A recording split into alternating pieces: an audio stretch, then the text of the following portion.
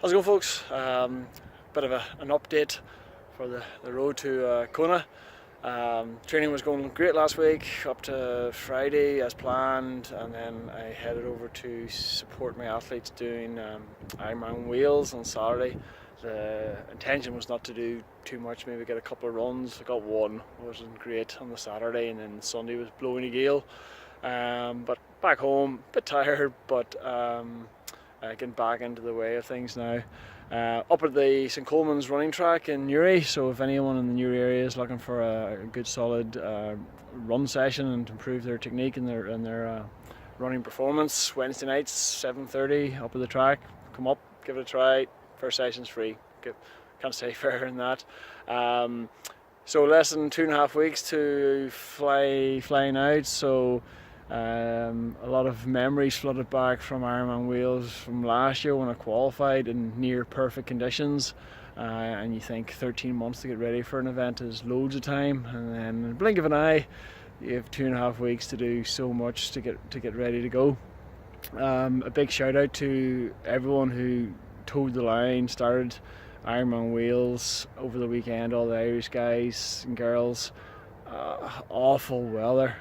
Wales is known for two things: the toughness of its course and the warmth of the supporters, and how nuts they are. And even though the weather conditions were awful, everyone got stuck into it. The supporters were amazing. Just off the top of my head, some of the horror stories were a guy got knocked off his bike by a dog. Another guy was knocked off his bike by a rabbit that caused them to into the ditch, and a puncher.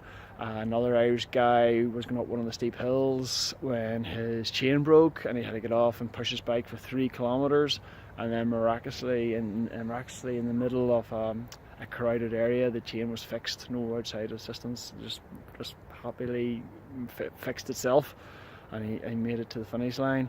Hyperthermia. The very strong athletes didn't make it out of transit. T1 only made it 60-70 miles around the course. You had to have everyone was 6 to 8 hours on the bike in cold, wet, and a gale force wind. It was really tough. There was a warning about deep section wheels, and it was real tough. You can be really fit and get yourself really fit, but you have to prepare mentally as well as physically for those sort of conditions. Like it's everyone knows Wales is going to be tough, but then you turn up to that, it's another level of craziness that you have to force yourself through. So tip the hat to everyone who did it. Fair play to them. So that's actually up to date. Not too much training done recently, but shoulder feels good with the rest, and I'm looking forward to get back at the pool and getting stuck back into it. Okay, so I'll update. I'll have an update. I'm gonna have a flashback tomorrow of when I first started. I think it's a photograph from when I was in did Newton Abbey try a long time ago, and it should be worth a giggle. So tune back in tomorrow for a laugh of what I used to, how I looked many moons ago. Okay, talk to you soon. Bye.